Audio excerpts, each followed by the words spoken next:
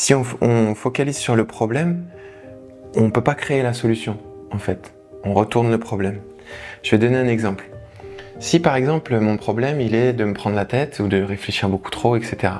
et que je commence à me demander pourquoi je me prends la tête, je rajoute quelque chose sur le problème et je reste dans le problème puisque je réfléchis à pourquoi je me prends la tête. Donc je réfléchis à pourquoi je réfléchis. L'idée c'est de passer à l'action. Et ça marche un petit peu avec tout. Si donc je suis dans la tête et je passe dans le physique, je passe dans le concret. Ou alors je suis dans l'émotionnel, je passe dans le physique, je passe dans le concret. S'il y a une bourbe émotionnelle, c'est bien d'en sortir par l'action. Ça, l'action, ça va pas mal aider. S'il y a un problème physique et que j'ai toujours été dans le physique, là, ça va être intéressant d'aller faire un tour dans l'émotionnel.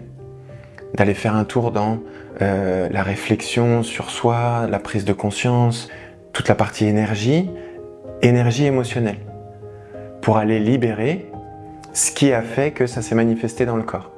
Le meilleur exemple que je connais pour ça, qui illustre ça, je trouve, c'est la médecine traditionnelle chinoise.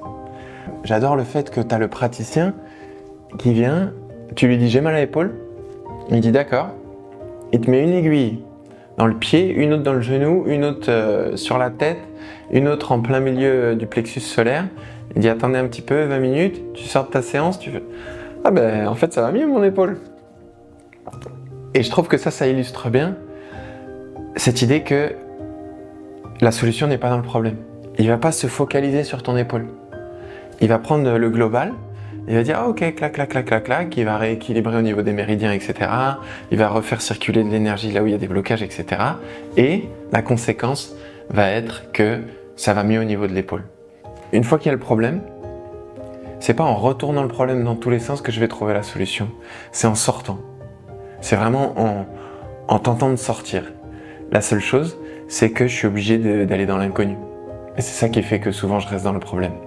C'est que j'ose pas aller dans l'inconnu et ouvrir une nouvelle possibilité ou ouvrir un nouveau champ, ouvrir quelque chose, en tout cas pour sortir. Parfois, il faut que j'attende le dernier moment et l'instinct de survie pour oser sortir. Quand nous avons un problème, c'est bien de chercher la solution, mais ne la cherchons pas dans le problème. Parce qu'elle n'y est pas. C'est ça le problème.